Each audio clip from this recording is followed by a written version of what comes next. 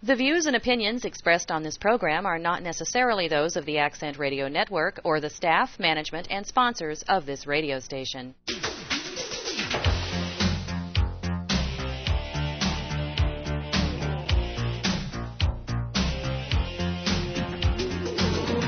Hello, Mr. and Mrs. America, and to all our ships at sea. Hi, everyone. I'm Jerry Hughes, and welcome. Welcome to Straight Talk from the Accent Radio Network. And across our grand old republic, we welcome you, and we thank you very, very much for the great honor, for the privilege, and the pleasure of sharing this time with you, and I do hope you're doing well. And today, this hour, instituting a little something new, as we talked about last year, this is going to be known as the Second Amendment Hour on Straight Talk. Every Wednesday, middle hour of our broadcast, second hour of our broadcast, it'll be the Second Amendment Hour. Let me introduce a gentleman who is going to serve as our co-host on the program. He is with Family Firearms in the Tampa Bay area of Florida, a certified firearms instructor in all kinds of disciplines and activities, as well as a federally licensed firearms dealer, again, in various types of weaponry. He's been our guest previously, and it is an honor to have him on our program and to have him as a co-host of the Second Amendment Hour, Mr. Marco Caporale. Marco, thank you very much for being with us, sir. No problem, Jerry. Thank you very much for having me again. We truly appreciate you taking time from your days, and I hope we're going to help the American people perhaps have a better understanding of the Second Amendment, inform our fellow Americans about what's going on, talk about some new products, all kind of stuff. We're going to have some great guests, by the way. This week, every guest out there is at the SHOT Show, which is a big, huge event, of course, an annual thing. But next week, we have Mr. Charles Heller, who is the new director of the Jews for the Preservation of Firearms Ownership. And week after that, I believe it's Mr. Larry Pratt of Gun Owners of America. So we've got some great guests coming up. Excellent. Let's start out with some things in the news. As I understand it, this is where we'll just talk and see if we have a meeting of the minds here. As I understand it, December of 2011 broke records for gun sales and gun purchases in America, according to the latest FBI figures on background checks when you're required, of course, to buy a firearm. Have you heard the same thing? Yeah, well, not only have we heard the same thing, but even calling in to the Florida Department of Law Enforcement for background checks, you're on hold longer. We are noticing that, which is a good thing, that they're actually hiring a few other people because it's not the same individuals that answer the phones. You're starting to get some new voices on the phone. But absolutely, I mean, I can tell you from one instance, we, for example, called in for approvals, and from the time that I got the approval on one individual and I had given him the information on the second one, may not have lapsed more than 3 minutes, and it actually, the approval rate went up 90 approvals. So wow. The difference in the number from the first person to the second person was 90. I mean, it's going at a record pace, and I believe the pace is even faster prior to Obama becoming president. Well, let me give you a number here. Nationwide, this is the number of guns that had been cleared by the FBI through the National Instant Criminal Background Check System. There were a few days left in December, but around the 28th, 29th of December, 27th, somewhere in there, the number for that period had been 1,534,414 approvals of firearms by the FBI. That's a huge number. Yeah, I mean, it really is a huge number. And, you know, a lot of people can talk about that maybe it's the fact that this year, I think, was at least we saw it, but this year was the largest year we have seen people purchasing firearms as Christmas presents. And I don't know if, one, it's becoming more of, we see a lot more of the sporting issue. We're seeing a lot more women coming in to purchase firearms. And with the stagnant economy being the way that it is, and it doesn't necessarily look like it's going to get any better, we are finding that people are purchasing firearms for defense for their home, not necessarily to carry, but we are seeing a larger number where they didn't have firearms in the house prior, and now they're seeing their neighbors getting broken into, and they decided that it's time for them to arm themselves. You kind of read my mind. I was wondering if you could tell what was driving this, because I know a lot of people buy because they're collectors. A lot of people buy because they're avid shooters. Some people do buy new, or maybe they'll buy a second or third gun for home defense. In your opinion, from your experience there at your own store, it seemed to be primarily home defense? Yeah, or we're personal seeing defense? a lot for home defense, and I really think it's twofold.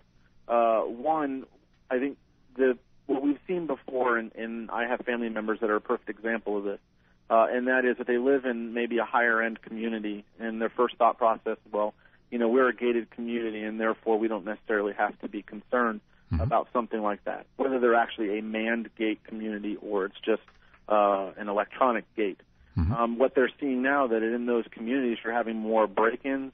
Those break-ins are not necessarily done in the evenings or in the early hours in the morning. They actually are done in plain daylight. And people are starting to see that, just because I live in a more upscale community, therefore I'm immune to it. And they're seeing that, and I think they're realizing that I'm not immune to it, and therefore we really need to look at what can we get as home protection. Just for additional information, the single largest number of guns purchased on a single day in 2011 apparently was what we call Black Friday, which is the Friday following Thanksgiving. And on that day, there were 129,166. Now, that was the largest single day, December the largest single month, breaking all records. On Christmas Eve's Eve, if you will, that number was about 102,000, a little over 102,000 background checks. So still a huge, huge number. You touched on something there a moment ago that I think is extremely important, and that is that there are folks finding out that, unfortunately, crime, unfortunately, attacks, assaults, murders, rapes are occurring regardless of the community in which one might live. There was recently, I believe, over in your neck of the woods in the Tampa Bay area, a very sad situation where a doctor and his wife, who lived in a gated community, a closed community, were murdered by a gentleman who I think served possibly as a driver for the doctor's wife. Probably very little serious violent activity in many of the more, dare I say, ritzy gated communities, but it is becoming more common. It is becoming more commonplace, and I think more and more people are beginning to realize, I can't count on the police, Marco. I can't count on them being here. Yeah, I mean, you got to understand, and I think people are really starting to see this. The first thing is it's not, and I hate to say this, but it's not necessarily rocket science. If you live in a community, if you have two communities, one being less economically beneficial, you have a poorer section and a rich section. What's going to be hit most likely first?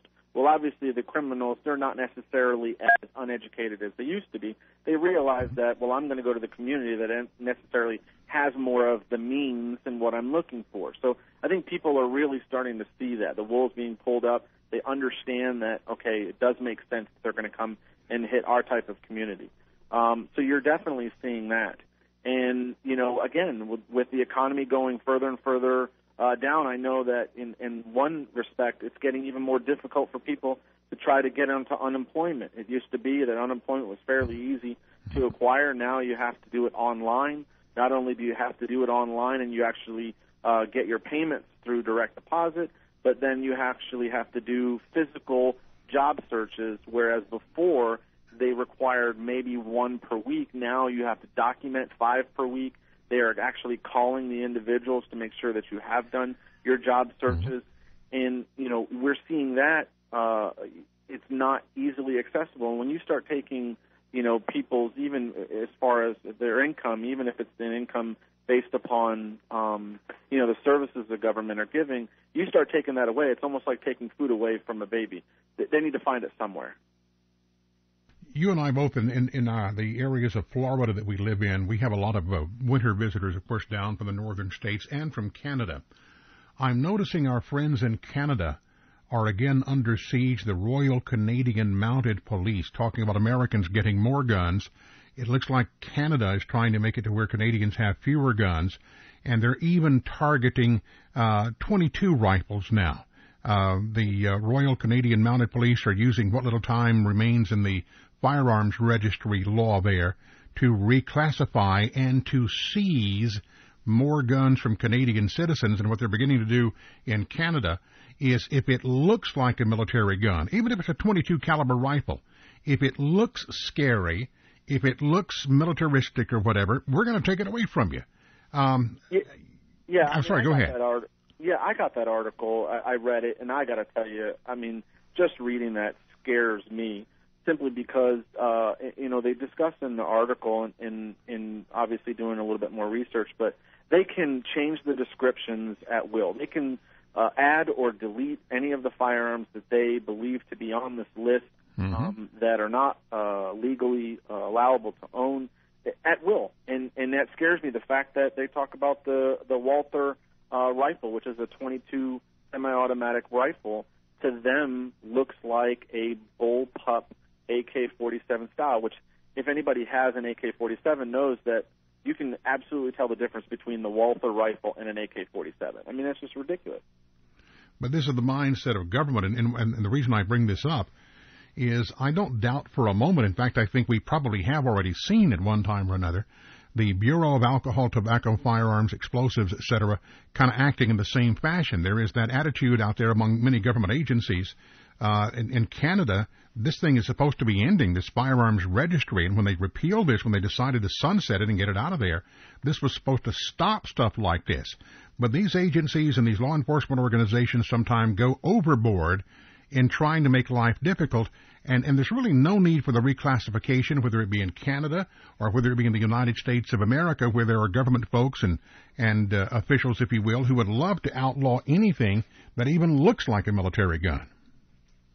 Yeah, I don't see this as a way of making it safer. Yeah, nobody's going to be safer by this. Nobody's safer because you get rid of a gun or you try to reclassify a gun because of its looks. How does that make anybody safer?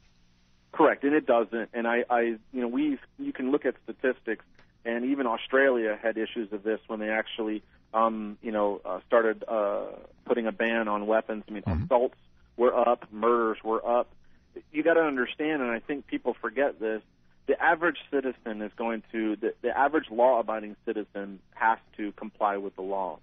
But those that are getting firearms or any other weapons illegally, they don't care about the law. So this doesn't apply to them. You're now putting handcuffs on the everyday citizen that is law-abiding from protecting themselves.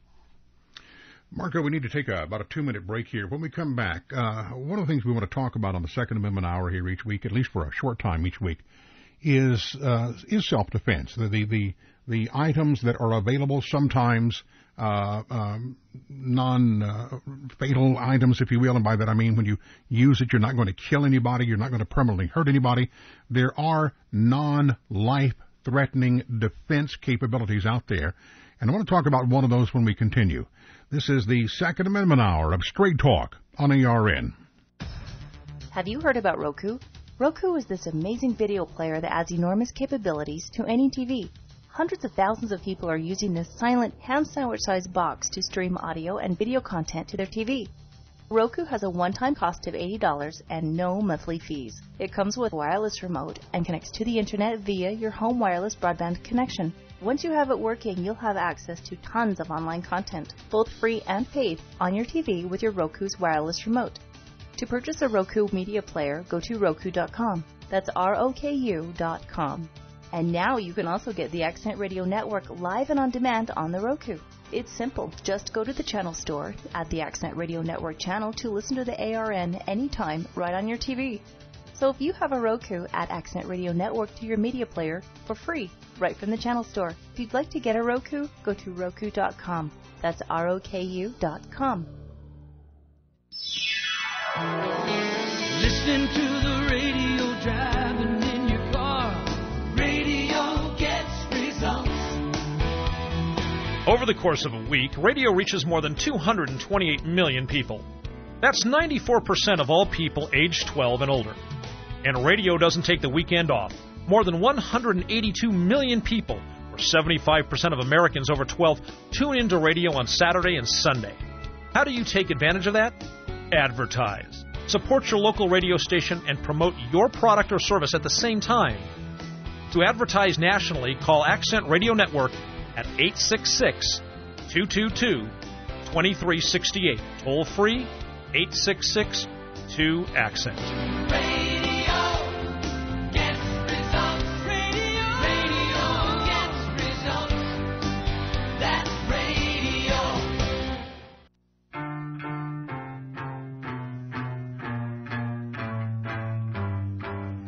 Welcome back to Straight Talk from the Accent Radio Network, and we are initiating our first and hopefully be an ongoing series of programs each Wednesday in the middle hour on the Second Amendment. We're going to call it the Second Amendment Hour of Straight Talk.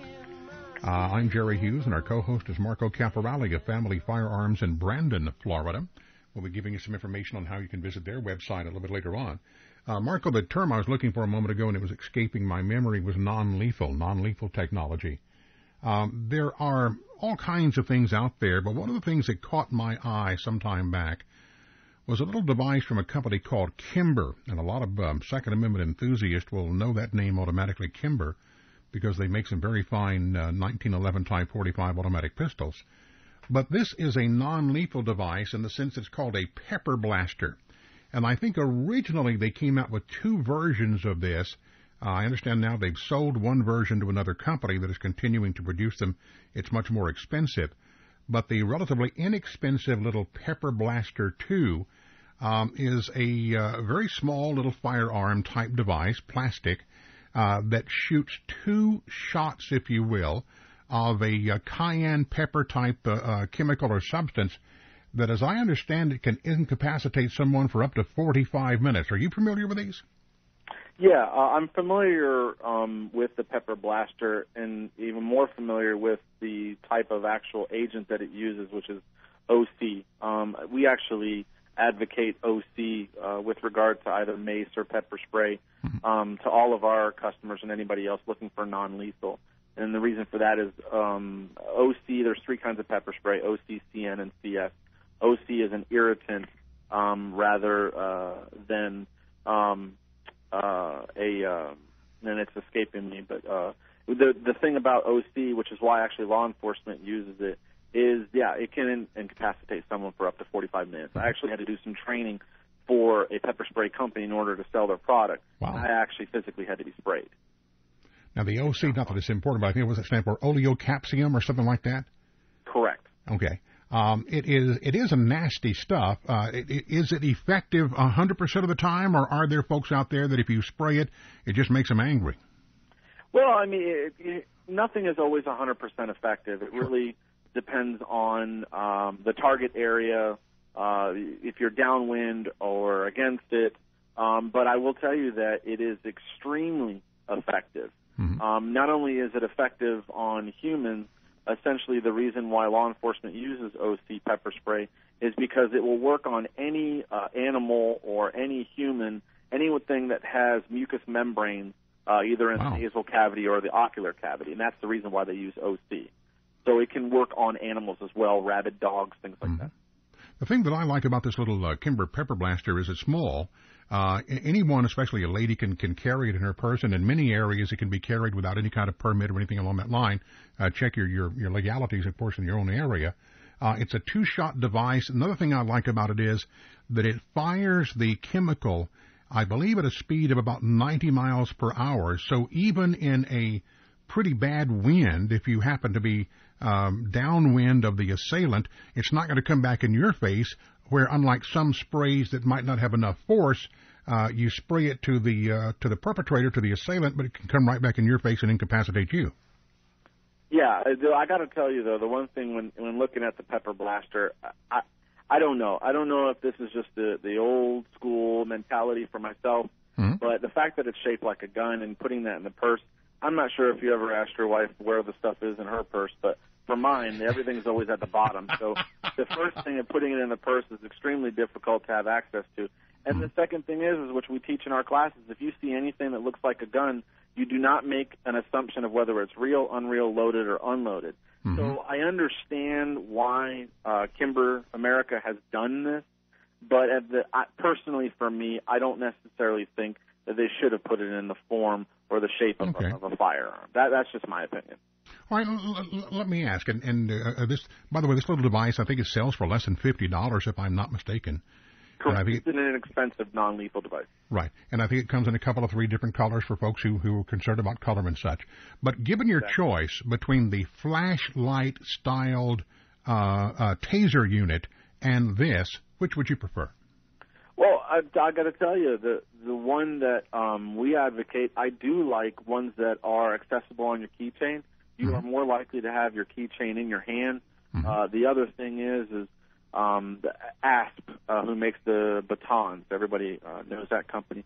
Right. They actually have one that it dispenses at the what would be considered to be the bottom end of the dispenser. So, for example, an individual who has the keys in their hand, what typically happens if someone were to confront them, most of the time they're trying to grab them, your first reaction is to put your hands in front of your face to protect your face. So in doing that, if the individual actually grabs your wrist, it's very easy just to push the button right where your thumb is because, again, you have your keys in your hands at all times. All right. Let's do it this way. 10 being a big gun, 1 being standing there and being beat up. Where would the pepper blaster be as far as adequacy for self-defense? Where would you rate it?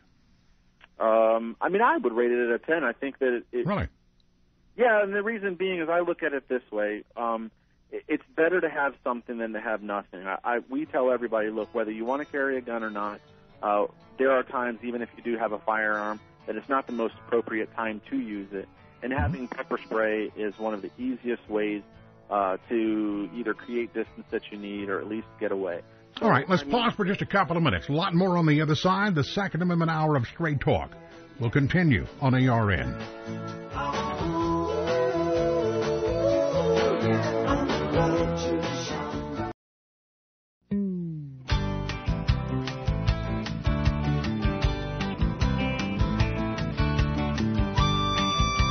Welcome back to Straight Talk from the Accent Radio Network, and this is the Second Amendment Hour of Straight Talk every Wednesday, our second hour of our broadcast. We're joined by Mr. Marco Caporelli of Family Firearms in Brandon, the Tampa Bay area of Florida. By the way, their website is familyfirearms.net. That's familyfirearms.net. Now, if you didn't get that, we're happy to give it to you again in just a little bit. Marco, normally we would have a guest right about now, but as I mentioned, everybody is at the big SHOT Show, which is a big annual kind of a gun industry show of new items and existing items and such. Just a huge, gargantuan sporting type situation that sometimes is held in the Orlando area, sometimes Vegas. Where is it this year, in fact? Do you know? This year it's in Vegas. I think it was last year they signed, and I don't remember if it was either a 5 or a 10-year deal with Vegas. It was in Orlando prior to that, and I believe they did a 2-year on and off between Vegas and Orlando. I guess they like the gambling more so in Vegas than they do in Orlando. So, well, as they say about Vegas, what happens in Vegas stays in Vegas, huh? I guess. But I got to tell you, the SHOT Show, if anybody ever has an opportunity to go, it is the Disney World of anything that has to do with the firearm industry. And for guys, and not to exclude women, but for guys who definitely love their toys, I mean, you can spend days and weeks there looking and drooling over everything.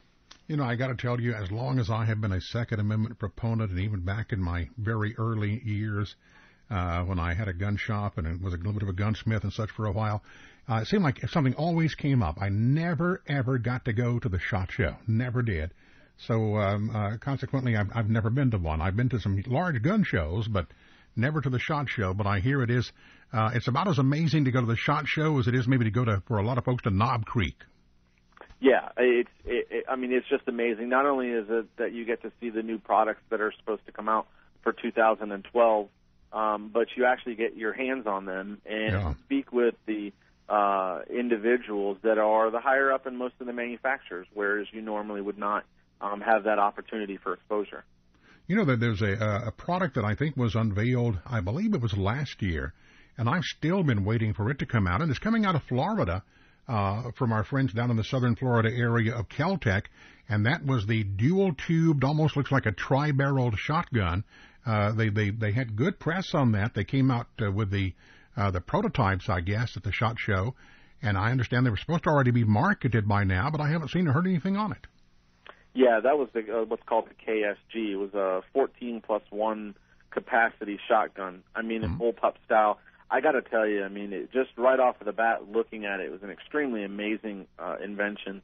Yeah. The only thing I know that they had some difficulty with a lot of people who were doing the reviews was that in order to switch the tubes, there's actually a thumb lever that would switch from utilizing one tube with your shells in it to the next one. That was a little cumbersome. But if that's the only thing that we had to be concerned about with the ability to have 15 shots, 12 gauge, I'll deal with that small little I think it would be a lot less cumbersome than, say, the Mossberg 500 or a Remington 870 having to fire 5 or 6 rounds and then load the tube again.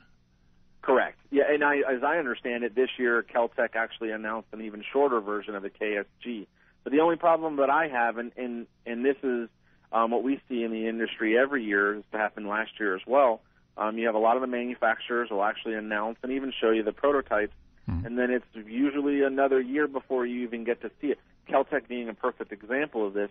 I know the original KSG shotguns are actually coming out now, whereas it was supposed to come out last year at this time. And even though the MSRP is supposed to be around, as I understand it, between $500 and $600, you're seeing them sell for between $800 and $1,200 on the internet. That happens a lot, especially with new products and such. Let's go to our phones. I think we have Chris online with us, and Chris is calling us from Utah. Chris, thank you for your call, sir. Welcome to the program. Yes, sir. A comment, if I may? Yes, sir, please. Your discussion of hardware is appropriate and good, but I believe you're missing a really big point. Which is, that being that there is no such thing as a dangerous weapon. There are only dangerous men and women. I've known folks that are more deadly with a library book or a stick off the ground than most people are with a machine gun. I think we're dealing with semantics there, and I can certainly appreciate your thoughts and even agree with you. Using the vernacular of the day, people relate to it. It's unfortunately, we live in a situation where people understand the phraseology that they've heard that has been repeated by media, by politicians and so on, and even, I guess, sometimes those of us who support the Second Amendment. But you make a very good point, sir. What I'm saying is, get the hardware, but go heavy on the training or you'll be worthless with it. That's all I have. Appreciate it. I want to pick up on that. Marco, you are heavy into instruction. You and your wife both. You teach great classes. I've been in your store when you'd have a store full of people receiving an education on personal defense and such. I had a friend who unfortunately passed away from cancer a little over a year ago, a couple of years ago almost. And I think that my friend probably had as much or more training than anybody I've ever seen. I mean, he was constantly going to classes on shotguns, rifles, knives, canes, you name it. I mean, he was an avid fan and believer in training. And I always disagreed with him a little bit. I do believe that an adequate amount of training is absolutely necessary. But I think a person can get to a point to where it really becomes kind of a pseudo-security or a false security. And here's what I meant. Let me set this up, and I'll get your answer on the other side of the break here. We were, by the way, he did a local gun show with me every week. And we were sitting at the desk one day before going on the air. And I told him, I said, look, you had 100 times the amount of training that I have. But I'll bet you I can defeat every bit of your training. Every bit of it. I bet you I can defeat it within 3 seconds. And it was like, oh, no way, it's not going to happen. I said, all right, here's what I want you to do. I want you to say go, and within 3 seconds, I'll show you that I will defeat every bit of the training you've ever had. He said go. I pulled my finger out from behind the desk, pointed at him, and went bang. That's it. There is no defense against someone who intends to kill you, and they do not telegraph their intentions, or at least that's my argument. Let me get your thoughts on that when we continue. Straight Talk from ARN. You've probably heard Jim and Trish on several occasions mentioning an amazing, enlightening manuscript written by a beloved friend and disciple of Christ, Fred Bob.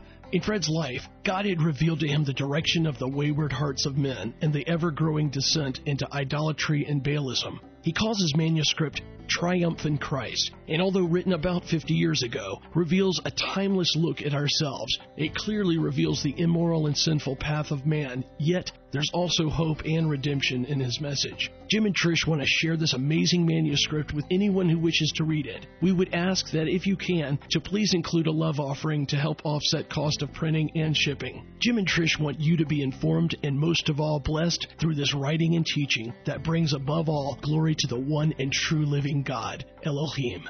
For your very own triumph in Christ, please call toll-free 800-504-5511. That's 800-504-5511.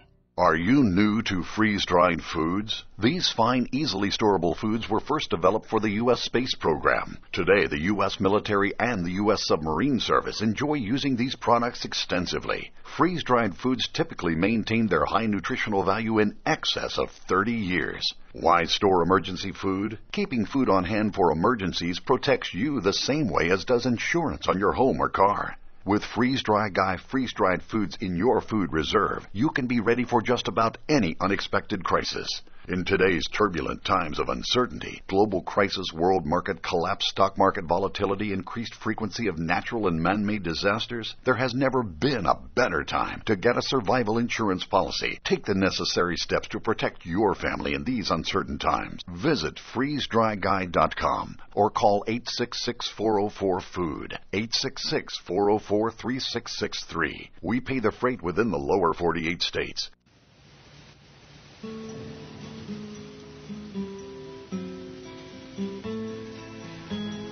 Second Amendment Hour of Straight Talk.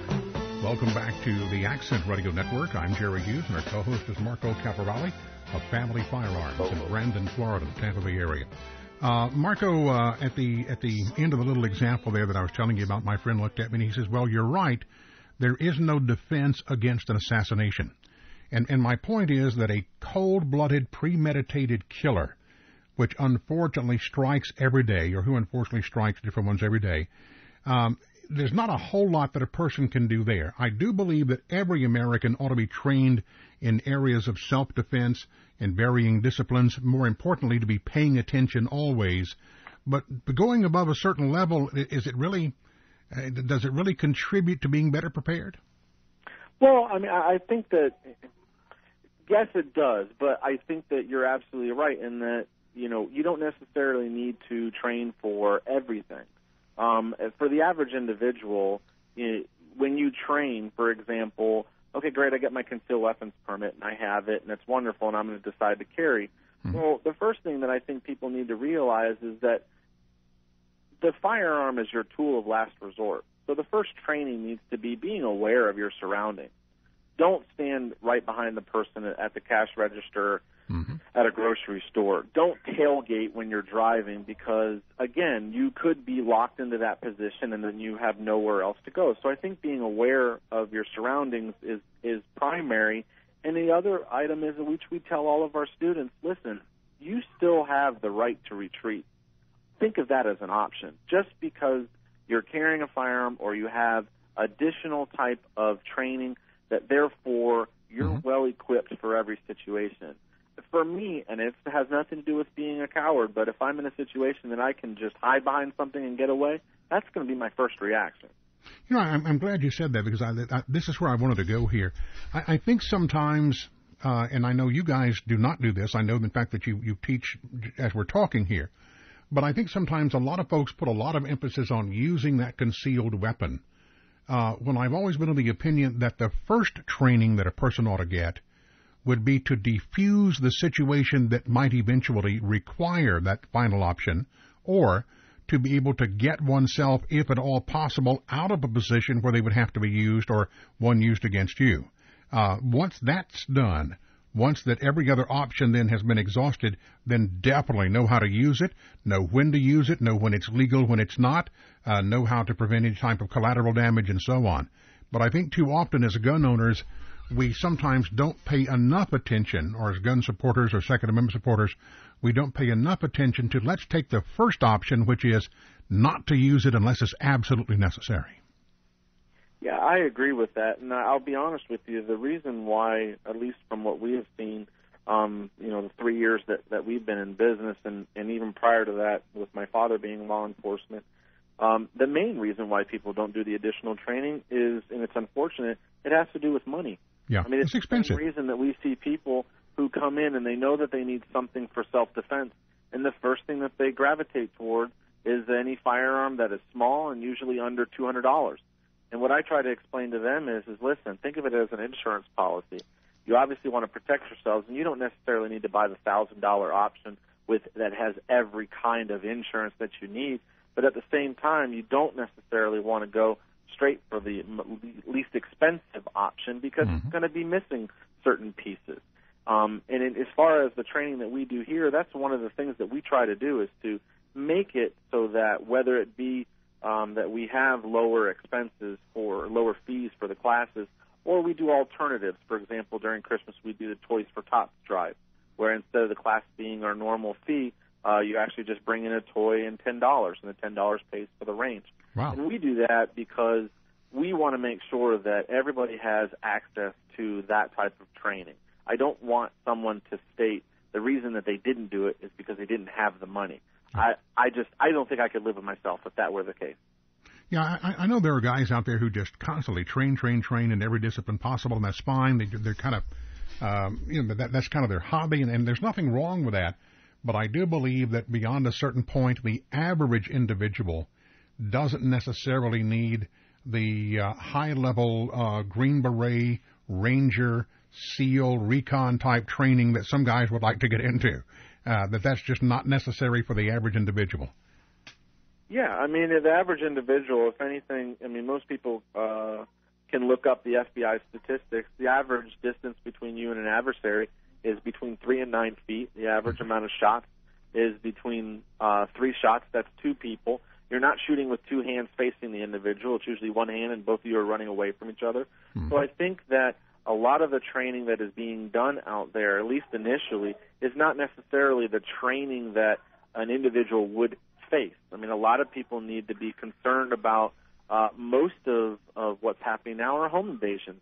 So how do you use your home as a tool to help combat those? And there's not a lot of classes that teach that. Should a person, and I want to get to another area here in just a moment, but one final question in this area. Should a person at home, husband, wife, family at home, the adults especially, should they carry in their home today? My personal opinion is absolutely. It used to be that you didn't need to, and especially if you have children. If you have children, you obviously should have your firearms locked up in a safe. But typically what would happen is that there is some sort of a home invasion, especially in the state of Florida, you have a split floor plan. So that means you have bedrooms on one side and bedrooms on the other, and the entry is in the middle of the home. Well, if somebody actually breaks in from the entry of the home, you have to run to most likely one of the bedrooms, go into the bedroom, access the safe, take the firearm out, God willing that it is loaded and ready to go, which we get individuals who don't even do that because they just feel it's an additional safety measure. Nowadays, again, people are being brazen. The home invasions are actually increasing. And I'm not necessarily stating it's a doom and gloom, but again, you need to put time and distance in your favor. So by carrying while you're at home may make sense in the majority of situations. You know, I got to tell you, just a matter of a week or two after I moved to Florida, I kept a revolver very handy near on the nightstand when sleeping, but I put a pistol lock on it. This was years ago, before pistol locks were even popular. One night, wake up and somebody's trying to beat the door down to get in. And I jump up very quickly, grab the pistol, reach for the key. It falls on the floor. Now I got to find the key. I finally find the key. Now I got to get it in there and turn the darn thing. And when I put it in, turn it, it doesn't want to come unlocked. Long story short, it took me probably 25 seconds to retrieve the firearm to protect myself and family and to get the lock off of it. And I understand and fully appreciate the necessity of all kinds of safety when you have young children around. But I got to tell you, make sure that you get the right kind of lock. Make sure that you train or that you test with that thing. Have somebody wake you up in the middle of the night with an unloaded gun or something locked up. Do something so that you can get to it and get to it in a hurry if you ever need it. Luckily, These people were, when I thought they were trying to break in, they were drunk. They were at the wrong place. The police came, took them off, and everything turned out okay. But locking the firearm is a very good thing, but it can also be potentially a dangerous thing. Correct. And I think it actually goes back even when we talked about, some issues of false sense of security. Just because you have a firearm locked away, therefore everything is fine. I mean, the biggest thing for me that we talk about is we have a lot of individuals who will want to purchase a firearm, for example, with an external safety. And to them, they feel safe. And I basically explain to them, everybody is different. I personally don't agree with external safeties. And the reason for that is it's an extra step that I have to take. It's something else I have to remember. And in a situation where you're really just running on adrenaline, you may not remember that. So if you actually go to fire the gun and it doesn't fire, then you have a deer in headlights because you don't know what the issue is, and that just gives time for the other individual to do, in essence, do whatever it is that they want to do. That may be why a good old double-barrel shotgun is hard to beat. Absolutely. Best home defense ever. I want to spend a few minutes here. We have about 5 minutes remaining. None of us really know for sure, but it's looking more and more like Mitt Romney is going to be the Republican nominee. Now, that could change, but today, at this hour, it's looking like Mitt Romney. Mitt Romney has been less than solid in his support for the Second Amendment. In fact, Newt Gingrich in South Carolina is now attacking Mitt Romney on his Second Amendment record and such. What do you think? Do you think that whomever the Republican nominee is going to be, do you think the Republican Party understands the necessity of supporting the Second Amendment? Or is it, like I have kind of told our radio audience a lot of times, that unfortunately today too often the Republicans are nothing but Democrat light or diet Democrat? Yeah, I absolutely agree with you. I think that this is a great area that Gingrich is going after Romney for. He also talks about the abortion issue, which these are the two hottest issues and usually in the Republican debate. And it's interesting that, Romney, who was the governor of Massachusetts, and it's one of the only states that I know of that there are more gun manufacturers in the state than the guns that are actually allowed in the state for people to own. and I honestly think it's a great attack on him because he is showing in the polls that he's largely becoming the head runner for the nomination. But as far as I agree with you, I don't necessarily think, when I discuss the Republican Party now, it's unfortunately, but it's not a party. It's almost as if everybody has to now be considered to be an individual. Party lines are not necessarily what they used to be. And I look at, as a candidate, what is it that they're fighting for? And I got to be honest, I like Ron Paul.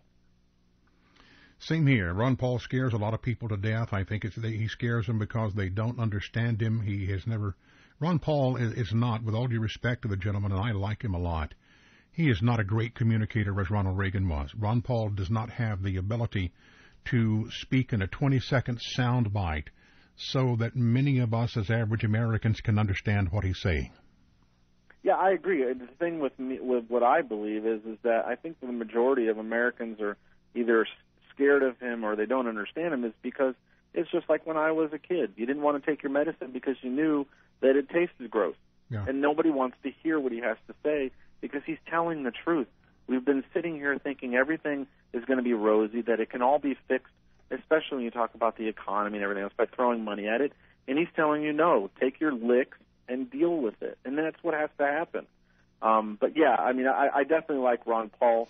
And as far as how he speaks, I got to say, I think that it would be very easy. I mean, look at President Obama. I mean, he just reads the teleprompters anyway. So. Yeah. But that's not Ron Paul. And the old adage of, let fill in the blank name there. Let John be John. Let Ron Paul be Ron Paul.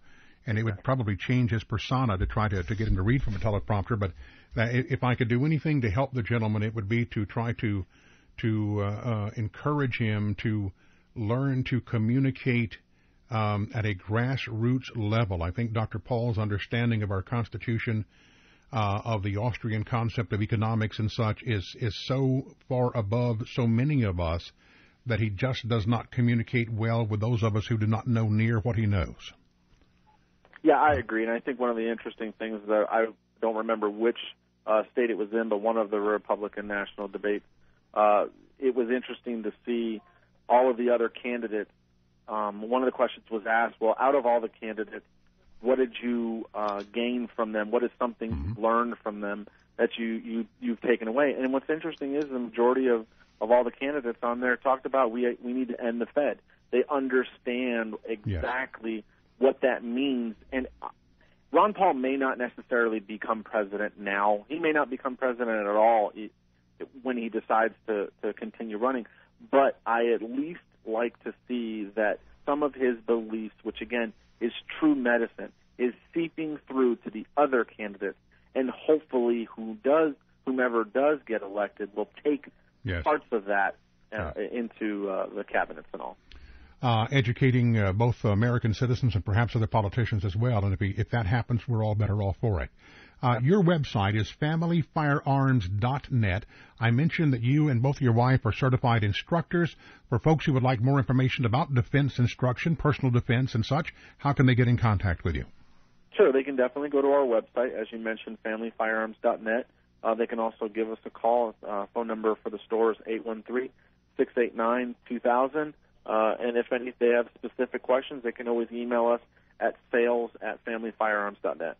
That's familyfirearms.net. And for the folks in Central Florida, what are your hours?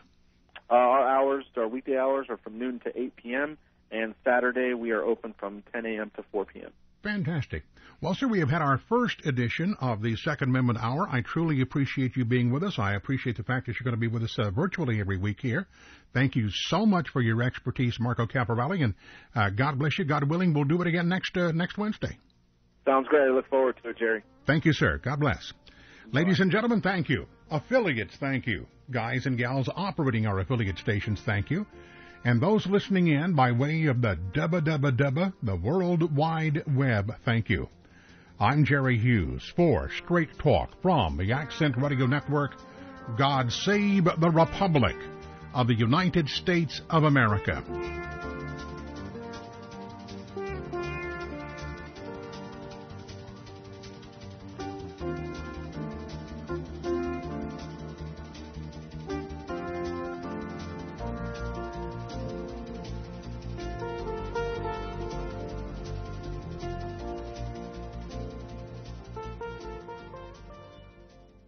This program has been brought to you by Accent Radio Network, copyright 2011. To order a copy of the show, go online to accentradio.com.